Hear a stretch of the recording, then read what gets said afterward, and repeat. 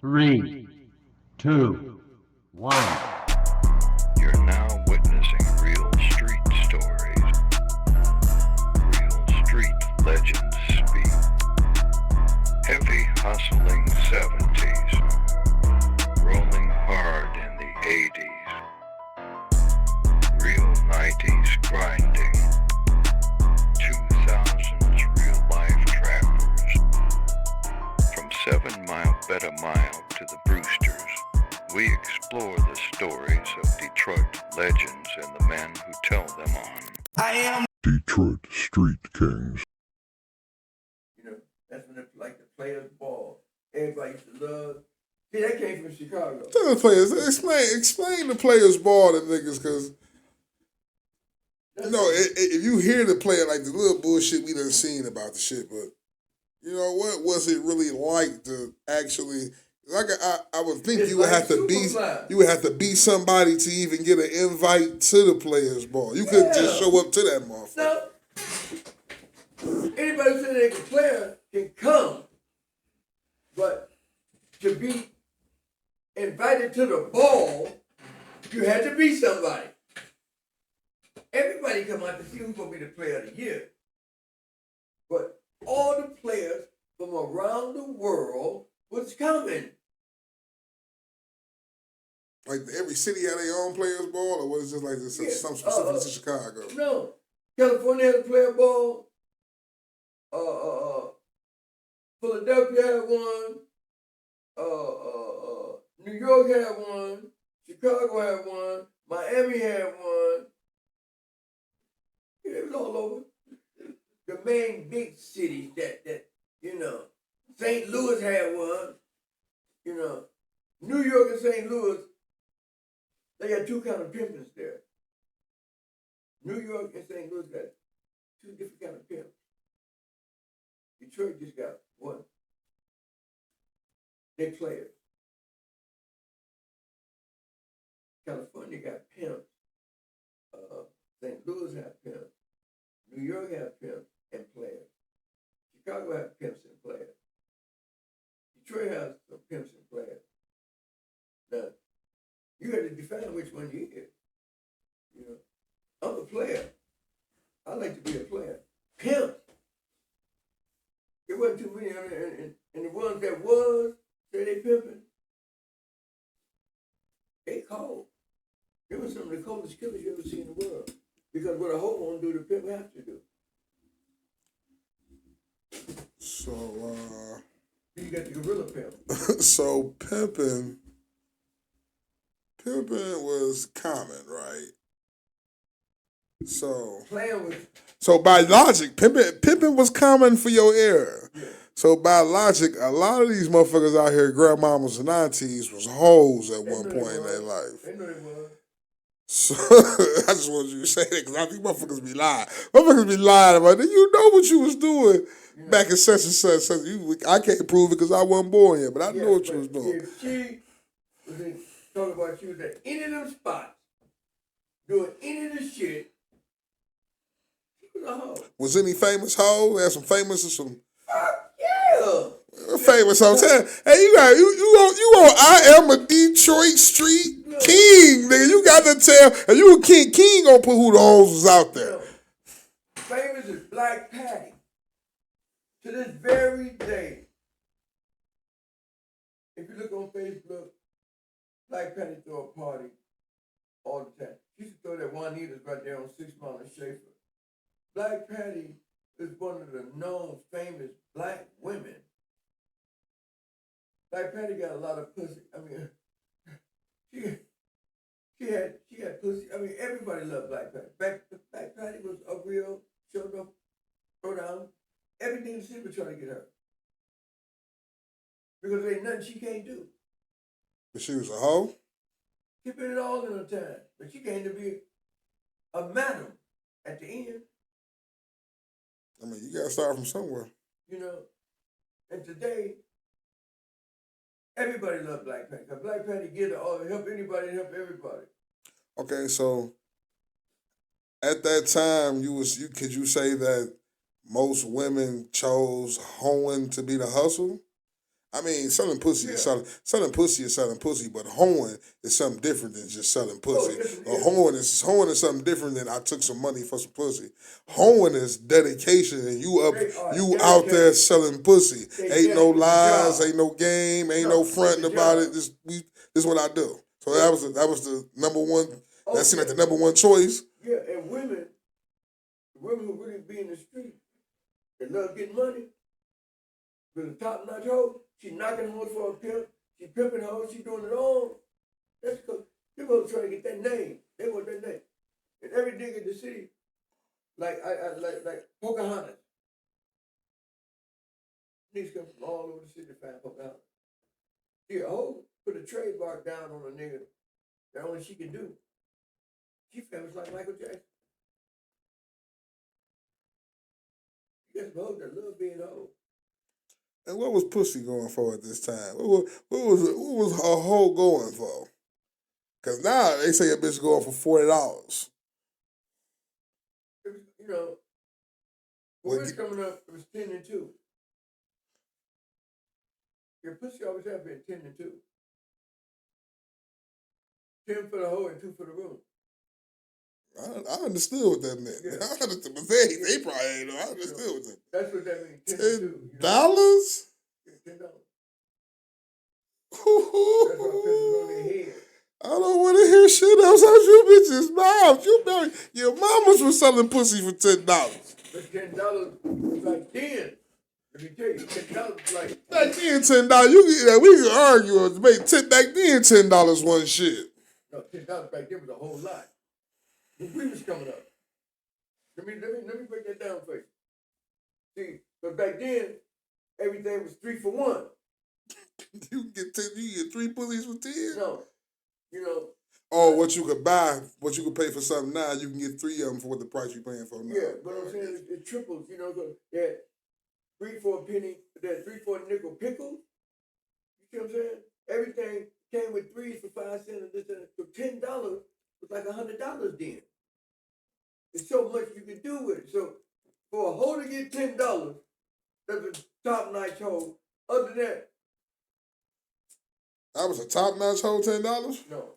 When I say top-notch hoe, this started. Well, that was just the average $10. Average $10. $10 to get you top whatever's out there. You ain't even seen the pussy girl to get that bitch 1,000 or 500 back then. So you got big fella bitches and you got low-class bitches. And what was your menu? I mean, both. Say what? Ever the win. Yeah, because I came up in an era where my mama told me, she said, nigga, you don't turn down nothing but your color. That's why you wear t-shirts. Don't let shit get past you. So now the trio, all through the teams, we transporting, we securing, we trafficking, the manufacturing, the distribution, the lightweight. So when I gotta go Joy Road magazine. That's when that man chest came out. That I'm a man now. I'm something different now. No, that's what I want to introduce to the world. I'm slinging dope. On Manchester and Joy Road. Right there on Mackinac. Oh, Mackinac and Joy Road. Oh yeah, I know exactly what you're talking about. What you talking about? You know, and then not only that, on the way up between Dexter and Homer. Not only that, 14th and Fair Park. Describe to me describe to the viewers what because you said you announcing that the world you selling dope now. Yeah. So describe to the viewers what this announcement means. Announcement is get your white coin envelope. Hold it up, tape it at the end of the paper, and stamp your motherfucking name. Stamp your name on it. I'm gonna stop you right there. Now, let's talk about the stamp. Let's talk about the stamp. What was the significance and the simplest of stamping this dope? Because now in 2023, you be a goddamn fool to put a stamp of anything marker on any type of illegal narcotic package that could be traced back to you and you taking claim and ownership of. You would be a goddamn fool. But at that time, that was a common. What What was in y'all mind to make y'all think like I gotta have a? Because really, it wasn't y'all mind; it was the mind of the customer. They ain't really want it if it didn't have no stamp on it. I know that much for a fact. They ain't want it. If it ain't no stamp, it ain't had no name, and you couldn't tell me. I couldn't trace it back to who the fuck what it was. That's your identification. So what was the significance of having that stamp or being allowed to have? First of all, let me say being allowed to have a stamp because it was real. That stamp was something real precious and important to motherfuckers. Important and precious, man. Let me tell you something. You put a stamp out there, don't nobody know what that stamp is. Nigga, that's war. Who told you come up and saying that up on this motherfucker with us? There's two things that's going on in your head. Nigga, fuck you. Come on, do what the fuck you gonna do. Or this corner big enough for everybody to make some money, nigga. Cause I'm coming.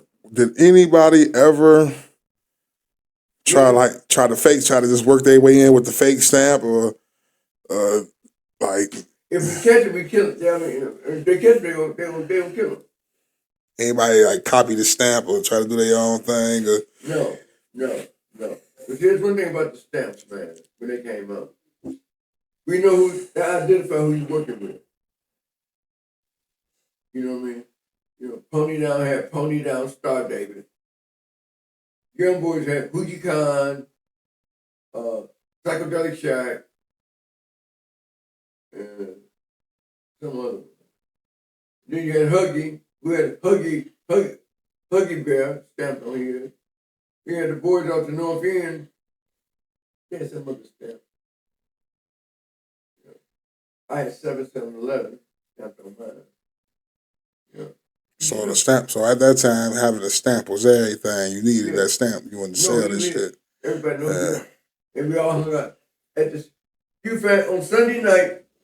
You found all the dope boys at Stokes Bar on Finkel on Sunday night because that was panty contest night.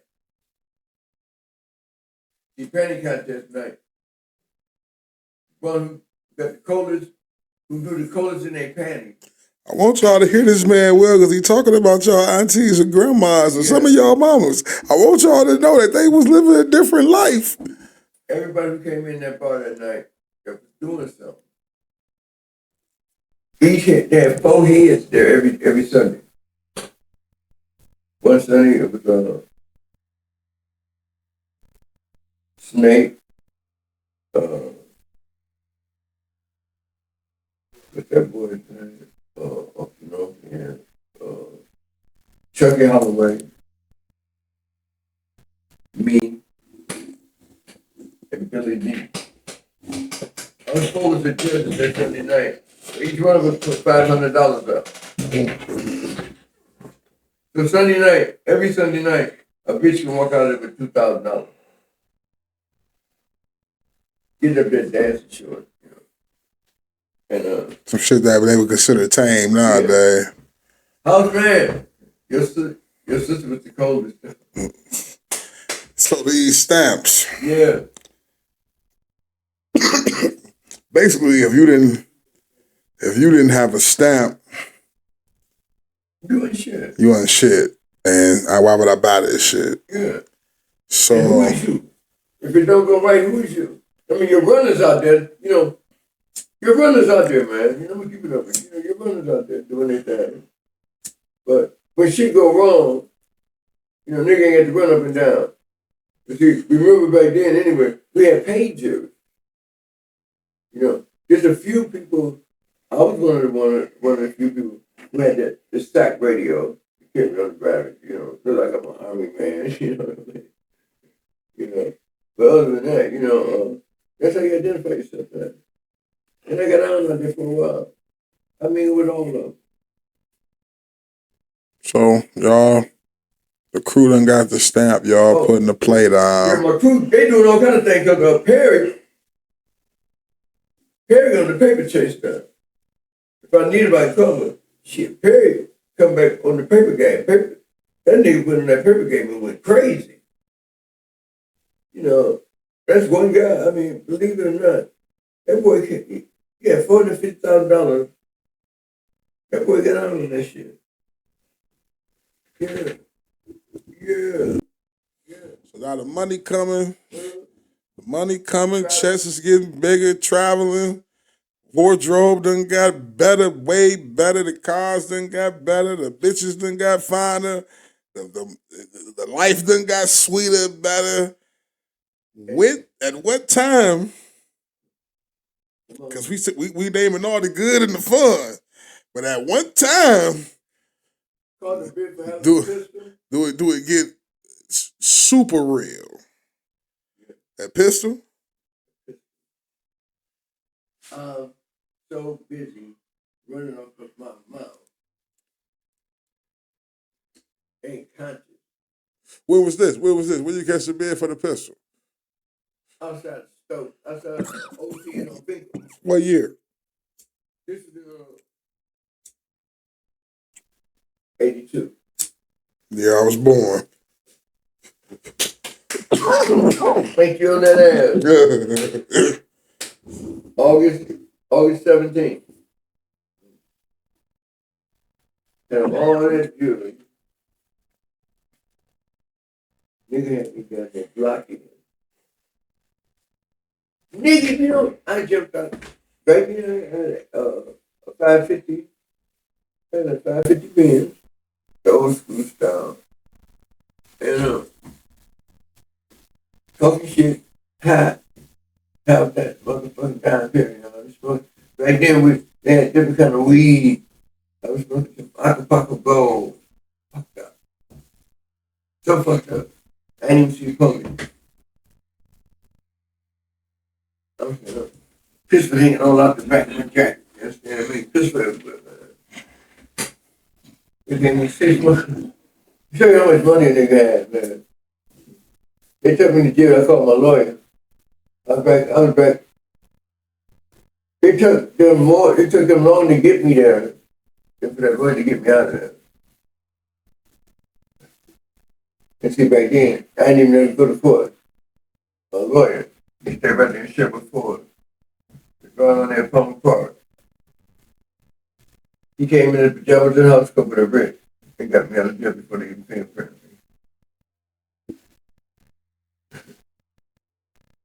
You got that case dismissed. So they have money to do. But again, they showed me again. Okay, fuck how high you get. Watch your surroundings.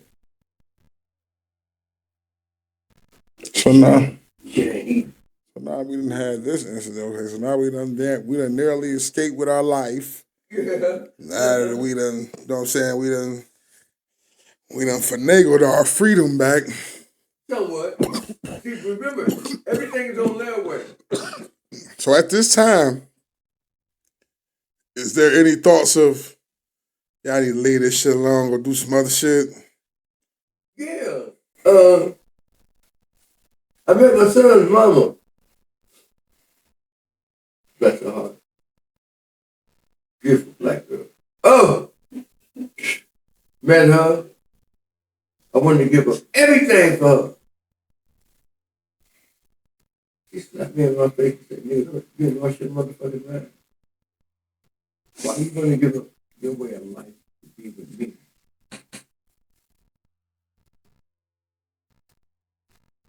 And you don't call yourself depending on me? I said, baby, depend on nothing but yourself. You don't look at me and see what you can get. Don't never tell them motherfucker, oh, baby, I get this up there. Because always remember, you got to eat. Indeed. Indeed, man. But you No, you know what happened, man? I'm talking to you, and I'm seeing this shit. It's like, I called the bitch. I'm gonna think about what I really give my son's mother riding down the boulevard going towards the YMCA. That's the first time in my life in 66, wearing people with the bucket seat. Didn't they have the bucket seat there? Mm-hmm. Man, she's the first woman in my life, Mike, that ever fucked me while I was driving down the street. That's what That made her a keeper, huh? Yeah. That's the signs of a keeper, huh? She got pregnant. Oh, yeah, now you stuck with it. Who keeper you stuck with? It wasn't a keeper. You was just stuck. That's how I got my son. And then I was in, and man, I apologize to you, man, but I went straight there, man. I mean, I stepped out of this motherfucking strap right in that scene, talking to her, and she talking back to me. Oh, thank you, Lord. So now, Legends and the men who tell them on. I am Detroit Street Kings.